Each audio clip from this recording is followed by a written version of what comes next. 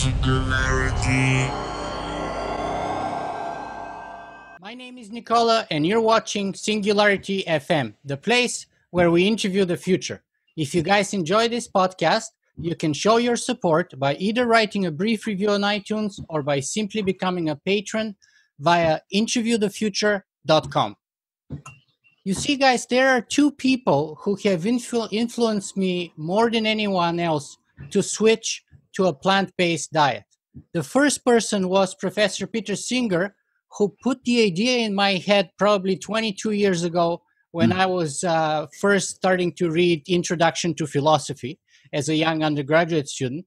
And of course, the second person is Dr. Michael Greger, whose books How Not to Die and the more recent one, the How Not to Die cookbook, are an absolute must-read for anyone interested in healthy living and even healthy life extension, which, by the way, would be the topic of our conversation today. So the reason why I invited Dr. Greger today is so that we can talk not specifically on how not to die, but how not to age. And so, Dr. Greger, welcome to Singularity FM. Thank you so much. Happy to be here. I'm excited about this topic. Fantastic. Well, tell me about it. Why are you excited about this topic? I know that you have it on the back burner to write a book on the topic eventually. Starting March 2021 will be my How Not to Age book, and so it'll be out December 22. Fantastic. So, why are you so excited about this topic? It was really based around a paper published in, I think it was 2014. Basically, the big pharma brought together all the top longevity researchers in the world to some, fancy locale and got them to sit down for a couple of days for a consensus meeting to come up with the most promising longevity pathways in terms of developing anti-aging drug technology. And so they brought Victor Longo, everybody, who's anyone in this field. It's actually not a big field, surprisingly. And they all got together and they came up with a list of five. These are the pathways that, are kind of our best bet for radical life extension. And, I was reading this paper. I was just fascinated by the topic in general to do videos about it for nutritionfacts.org. And I realized every single one of those pathways could be manipulated through diet, right? So they're talking about the TOR pathway, talking about IGF-1, right? Talking about methionine restriction. All these things can be completely, you don't need to develop new drugs to do this. And so I was like, but that's a perfect book. Like literally the book would be based on that paper and I'd have one chapter or one section of chapters on each one of those five and talk about all the diet and lifestyle ways to manipulate that exact same pathway, but do it in ways that are safe, simple, and side effect free. That's fantastic because my community of sort of singularitarian, transhumanists, life extensionists, and cryonists are all very interested in these topics. So are you in a position to discuss those five possible pathways or do you need to actually write the book first? Well, I don't have to write the book, but I do have to do the research. So I do have videos on all those topics on my website already, but they're certainly not fleshed out in the way that I would like to. I'm certainly happy to touch. List those five pathways and tell us. Oh, I should have pulled up knowing that we were having this interview today. I should have pulled up that paper. Let me see if I can find it really quick. Let me look at my longevity folder here. That's a very important folder. Of course, I'm sure you're familiar with Kurzweil's book. It's possible that with advances in biotech, radical life extension is just a few decades away. So it may be a matter of just living long enough to live forever.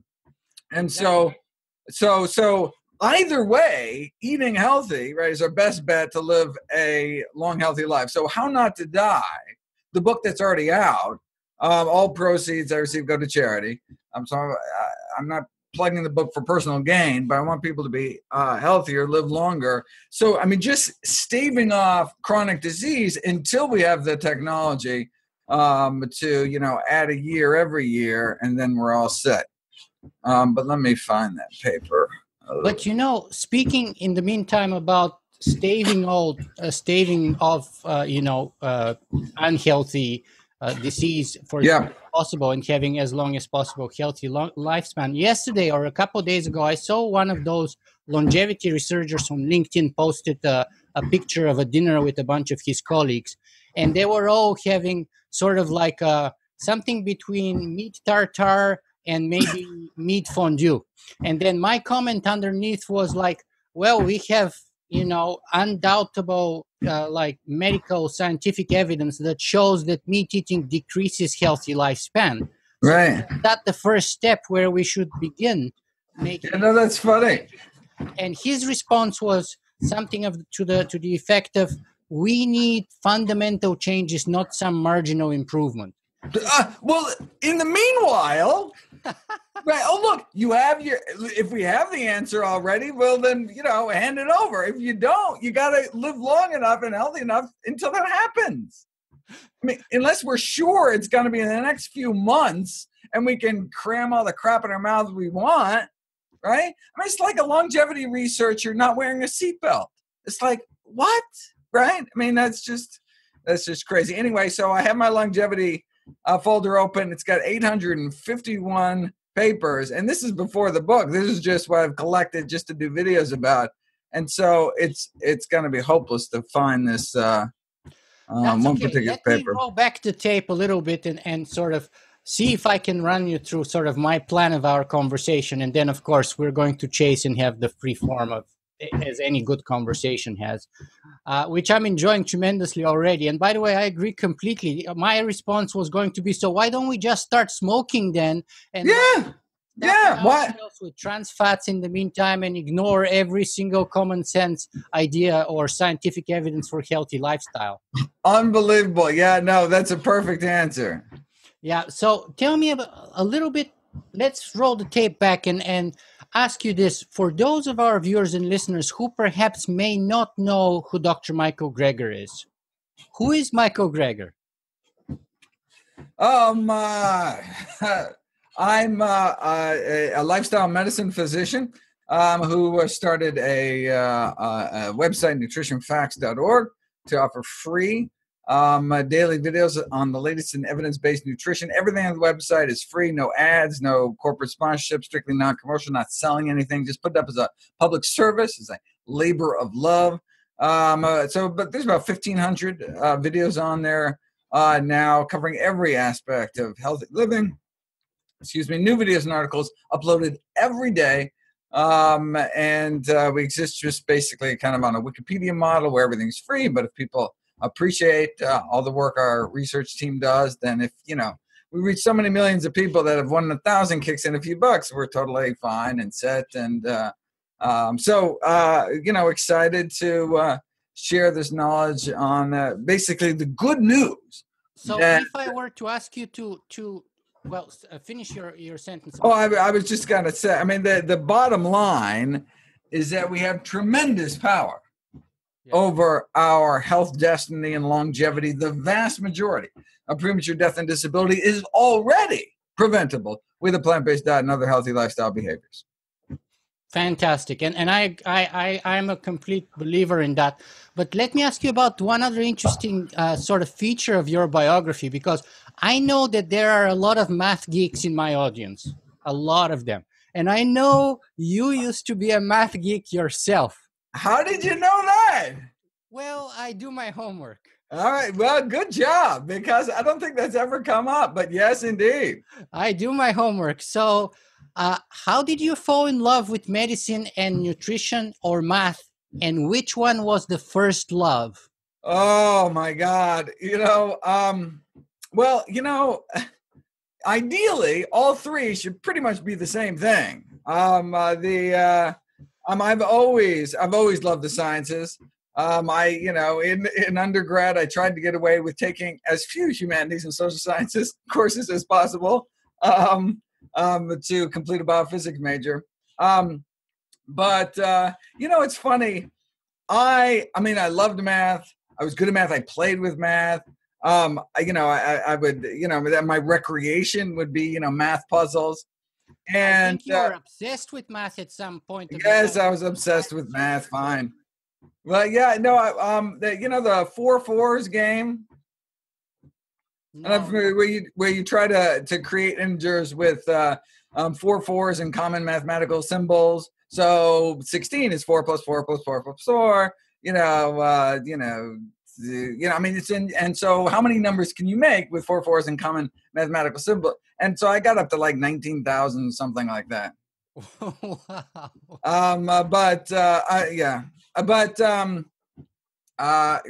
So anyway, but then, and so I was doing great, taking all the kind of advanced placement courses and so I got cocky when I got to Cornell and took this graduate level class in linear algebra, of all things, which sounds like the most basic of things. And I got there, and it was the first math class I was ever in where there were no numbers. They didn't use any numbers. And I was overwhelmed very quickly. I realized that before I was a big fish in a little pond. And now I realize, I just don't quite have the aptitude. It's like chess. I'm a good chess player unless you're a good chess player. And then I'm like, well, I'm not that good. And indeed, I realized that my math prodigy days were limited, and that maybe jumping over to some of the other hard sciences. But I love math. Why medicine then? Oh, well, medicine is to use. So you can be an engineer. You can do all sorts of things in sciences. But I wanted to. Use my skills to help people, and it all goes back to the story of my grandmother, who I got interested in this. I think the spark for many kids who want to become a doctor when they grow up is watching a grandparent get sick or even die. But for me, is watching my grandma get better. She was diagnosed with end-stage heart disease. Already had so many bypass surgeries, basically run out of plumbing at some point, confined to a wheelchair, crushing chest pain. Her life was over at age 65. But then I heard about this guy, Nathan Pritikin, one of our, pioneer lifestyle medicine practitioners, who, and she's actually featured in Pritikin's biography. He talks about Frances Greger, my grandmother, one of his early success stories. They wheeled her in. She walked out. In fact, within a few weeks, she was walking 10 miles a day. And though she was given her medical death sentence at age 65, thanks to a healthy diet, was able to enjoy another 31 years on this planet till age 96 to continue to enjoy her 6 grandkids, including me. So that's why I went into medicine. That's why I practiced the type of medicine I practiced, lifestyle medicine, why I started nutritionfacts.org, why I wrote the book, How Not to Die. I just wanted to do for everyone's family what Pritikin did for my family. Well, that's a fantastically moving story. And then you came up with this kind of foreign, alien, never heard of previously before concept called evidence-based medicine. Oh, what a concept. Right? Even better, evidence-based nutrition. I mean, that's even more, right? It's, the fact, I think just the title evidence-based medicine is so ironic because what other field of science do you have to put evidence-based? It's kind of assumed that you're practicing evidence-based engineering, evidence-based chemistry, right? But medicine for so long has been so devoid of rigorous scientific backing of so much of the practices that they really had to have a whole new revolution of evidence. What you actually want to demand evidence for the things that we're exposing people to every day at the risk of their health and lives in some case. So I'm just taking that a step further and dipping into nutrition, which seems to even be worse than the field of medicine in terms of the corrupting commercial influences. and just so much money to be made, actually in both fields, that it's just hard to get a kind of an unbiased, objective. Just tell me what the science says, not from someone who's trying to sell me a product, but just like, what's the best available balance of evidence right now? And so that's what I've kind of dedicated my life to. So let me follow this exact thread here. What does the evidence say? Is there such a thing as optimal diet for human beings, and why? Okay, yes. We have decades of a really scientific consensus on the core tenets of healthy living. I mean, there's this kind of manufactured controversy where, it's kind of a standard tobacco industry tactic where you just try to instill doubt into the populace. I mean, you don't have to convince people smoking is good for you, but if you pay off enough of your own scientists to say, well, lung cancer, maybe it doesn't cause lung cancer, then the person who's smoking, will just kind of throw up their hands and do whatever they've been doing before. And the same thing with the food industry. Coffee's good one day, not the other day. Butter is back, butter's not. I mean, that's exactly what the food industry wants. So you throw up your hands, eat whatever crap's put in front of your face, just to keep people as confused as possible. But that's not what the peer-reviewed medical literature says. Anyone who wants to crack it open, and now anyone has unprecedented access to the riches, the wealth of knowledge that's out there, this mountain of evidence, sees no, there's this just remarkably consistent thread. In fact, the True Health Initiative is an organization, a nonprofit created by David Katz, the head of Yale's Prevention Center, where he brought together about 500 of the top scientists in the world. You know how, like, if you wonder about climate change, right? So they have this consensus statement of climate, climatologists said, okay, 90 whatever percent say yes, anthropogenic, climate change. Well, the same thing you want to do with nutrition. Okay, what does the science say? Let's get the top nutrition professionals in the world. So Walt Willett from Harvard, everybody together to agree on a consensus statement, and they did that. And it's, center your diet predominantly around whole plant foods. I mean, that's kind of the bottom line. There's lots of tweaks you can go from there. But you say, okay, well, how do we know that? Is it just this kind of observational data where some populations who eat a certain way live longer or are healthier than others? And how do we know it's their diet and they're just not, people who eat healthy are probably exercising, not smoking, putting in smoke alarms, how do we know it's the diet? The reason we know it's the diet because we have interventional trials. You take people, you randomize the two groups, half continue their regular diet, the other half, you put on some, trial diet and you test to see what happens. And that's finally what Dr. Dean Ornish did, July 21st, 1990, published in the most prestigious medical journal in the world, The Lancet, the Lifestyle Heart Trial, proven for the first time that the number one killer of men and women, heart disease, could be reversed with a plant-based diet and lifestyle program. Never been shown before, randomized controlled trial, opening up arteries without drugs, without surgery. Side effects. Good side effects, right? Right. And so, since that day, 1990, no one else should have died of heart disease. We had the cure. We've had it for decades now, yet hundreds of thousands. People continue to die from this preventable, arrestable, reversible condition. So, in fact, based on what you're saying there, and I've been reading some recent studies that suggest that actually life expectancy for the U.S. population and for the population of the United Kingdom, for example, in the last 3 or 4 years has been diminishing rather than increasing based on all those lifestyle choices, nutritional choices that we make daily in our lives. Yeah, and so I would encourage people to go to healthdata.org, where you can find your country. So it's healthdata.org/Sweden or /Canada or / wherever you are. And then you will get this beautifully presented graphical data from the Global Burden of Disease Study. This is the largest study of human risk factors for disease in human history, funded by the Bill and Melinda Gates Foundation, found that, for example, in the United States, the number one cause of death is the American diet. And number one cause of disability, number of healthy years lost, diet. Now bumping tobacco to number two. Cigarettes now only kill about 500,000 Americans every year, whereas our diet kills hundreds of thousands more. Number one cause of death and disability. And so if you're interested in a long, healthy life, the most important thing is at the end of your fork.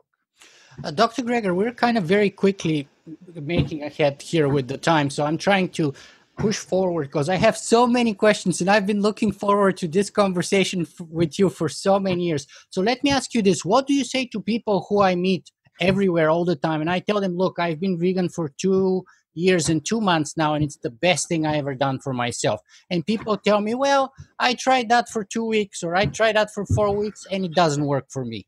What do you tell those people? Well, what do they say? How is it not working for them? Well, they say they get so protein deficient, or they say someone told them they should go back to meat because it doesn't work for them. So we have this friend, and her mom is like 70 pounds or weight probably, and she's like, and I was like suggesting her try plant-based diet, and she's like, well, she tried that for 3 or 4 weeks, and her doctor told her it doesn't work for her, and she should go back to eating meat and all that stuff, for example. Well, I mean, it's like going to a doctor who smokes, who says that smoking is fine, right? No, seriously. I mean, no, the reason, back in the 1950s, for example, for the Surgeon General's report here in the States, most doctors smoke cigarettes. I mean, it's just let me tell you an amazing story. Yeah. My wife's family is from Rochester, New York. Oh, yeah.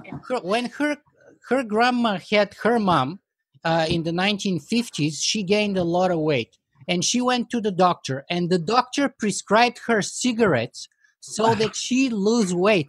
I swear, she got a prescription to start smoking so that she can lose weight and return to her previous. No, there were ads in the Journal of the American Medical Association encouraging doctors to prescribe Philip Morris for their patients. In fact, the American Medical Association actually formally came out opposed to endorsing the Surgeon General's report.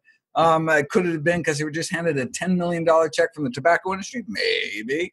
But I mean, you can just see, just like, you think about the smoking habits of physicians back then, think about the eating habits of physicians today. I mean, most doctors today continue to eat the foods that are contributing to our epidemics of dietary disease. And so if they're not informed, what are they going to, they just aren't able to tell their patients. I mean, we aren't taught sufficient nutrition in medical school. So if you don't learn it, then, we're giving our patients bad advice. Let me ask you another opposition or another counter argument Please. that I get often.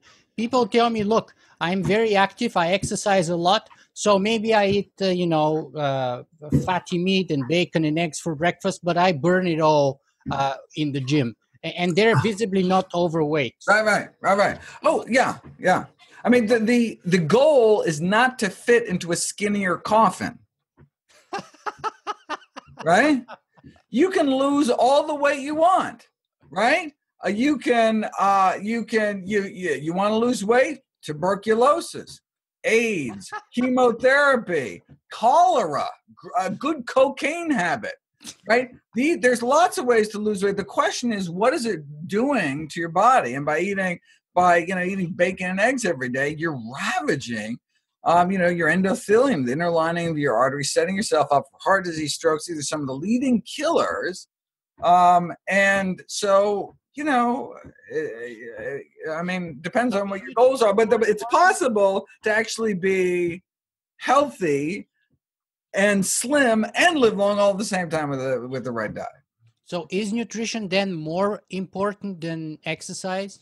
Oh my God, absolutely. So again, you go to the Global Burden of Disease study, exercise usually down around 6, depending on the country in terms of inactivity. But you can think of all the money that's put into campaigns to stop smoking, and you realize in almost every single one of these countries, smoking kills and maims fewer people than the diet in that country does. And then usually physical inactivity is lower down the list.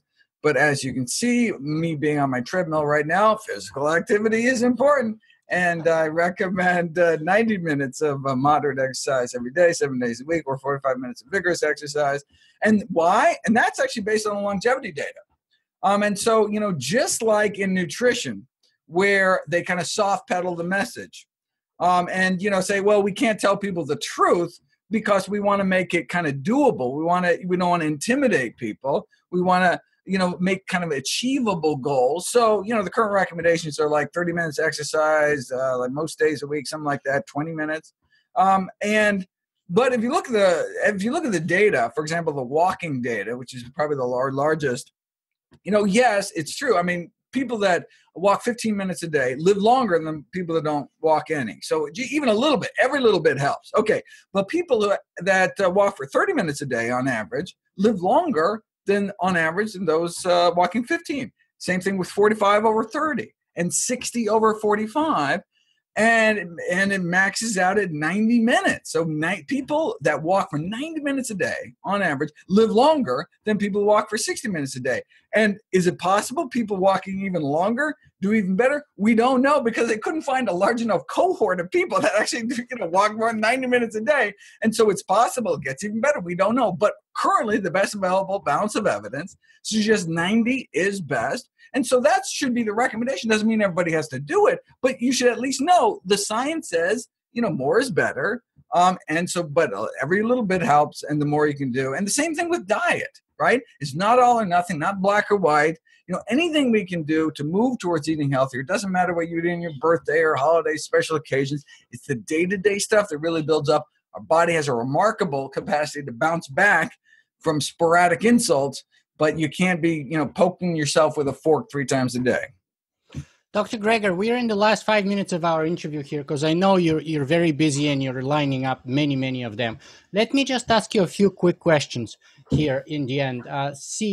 Is there a single most healthiest food or most life longevity promoting food? Yeah. So there's actually only 2 foods that have ever been proven to proven is a strong word. There's only 2 foods that have, after controlling for other lifestyle factors, been associated with significant longer life in terms of years added to your life. Only 2 foods can do that.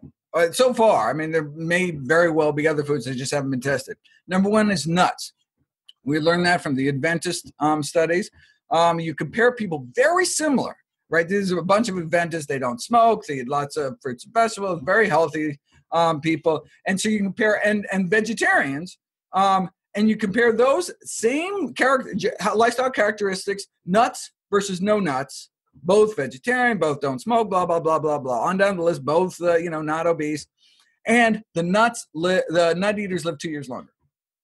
And that's 5 times a week, a handful, like an ounce of nuts, 5 times a week. So I just tell people an ounce every day. But so that's one. And then we have Japanese data on dark and leafy vegetables. So Japanese men and women who eat greens every day live significantly longer. And they also have great longevity walking data as well. What about calorie restriction? I have some people, listeners of my podcast, who practice calorie restriction. Yeah, so I have a section in my upcoming book, How Not to Diet, on weight control, which is coming up next before How Not to Age. I talk a lot about calorie restriction, so I've reviewed the literature, but mostly in terms of weight loss, but certainly going to do the same thing for the longevity book. So, if you go to Nutrition Facts or type in calorie restriction, it pulls up a few videos I did about suggesting that the benefits of calorie restriction may be due to protein restriction. And so you can get, and indeed, it's not even general protein restriction, but specifically methionine restriction. So you may be able to get all the benefits of calorie restriction just by restricting this one amino acid. And you can do that by, shifting towards more plant-based sources of protein. And so then you don't have to, walk around kind of starving all the time. But there are certainly other benefits to caloric restriction. The calorie trial is really the best data to date. But like dozens of publications from the single trial, but it shows really remarkable benefits. We were concerned from some of the biosphere studies before in terms of vigor and libido and sleep, etc. But the calorie trial which tried to restrict people. I think 30% only got like down 12% or so. But really saw remarkable improvements kind of across the board. So there may be other benefits. But in terms of longevity, it may be methionine restriction may be where it's at. A lot of that is based on laboratory animal data, which you always have to be a little concerned about in terms of extrapolating. That's something I'll give really deep treatment to in the book, but certainly my current analysis is at on nutritionfacts.org. Fantastic. Unfortunately, we're pretty much out of time, so I only want to ask you the last two questions. First, okay. Where can people find more about you and your work? So nutritionfacts.org, all my work is free. You can check it out there. You can sign up. You can subscribe and get alerted when all the new videos are up. Oh, there's a free app on iPhone and Android called Dr. Greger's Daily Dozen, where there's a checklist of all the dozen things I encourage people to fit into their daily routine. So berries every day, the healthiest foods; greens every day, the healthiest vegetables. Kind of go down the list: a tablespoon of ground flax seeds, quarter teaspoon of turmeric. And so it's just like a little check, but every day you check off the boxes and you graph your progress. Kind of fun, just to remind you to get some of the healthiest of healthy foods into your daily diet. So yeah, you can check that out as well. I have a lot of people who are from the quantified self community, so that would be perfect. Oh yeah. Oh, they'd love it. They'd love it. I think so. Last question. What's the most important thing that you want us to take away from this conversation today? Keeping in mind that my audience is not interested only in healthy living, but most of all in long living. We want to live forever. Right. No, so long living. So, I talk about, in fact, I start out the book in the introduction, How Not to Die. I talk about how no one dies of old age. So they looked at autopsies of centenarians who apparently died of old age. They had no, diagnosed conditions. Their doctor said, no, they were fine, and they just dropped dead. If you actually do autopsies, in every single case, they died from from medical cause. Most, number one of which was heart disease. So they didn't know they had heart disease, weren't diagnosed with heart disease, but no, indeed, they died of a heart attack. And so number one killer of men and women, heart disease.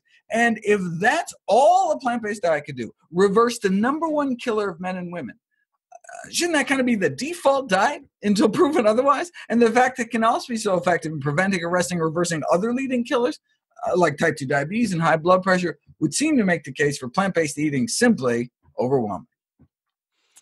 Dr. Greger, thank you very much for spending so much time with us. And one last parting request on my behalf. When the new book, How Not to Age, comes out, can I please have you for at least an hour, please? Well, how about I'll send you a pre-release review copy. That would be fantastic, but only if it comes with the interview, because I'll get back to you. All right, sorry, I couldn't haggle you. All the best. Thank you so much.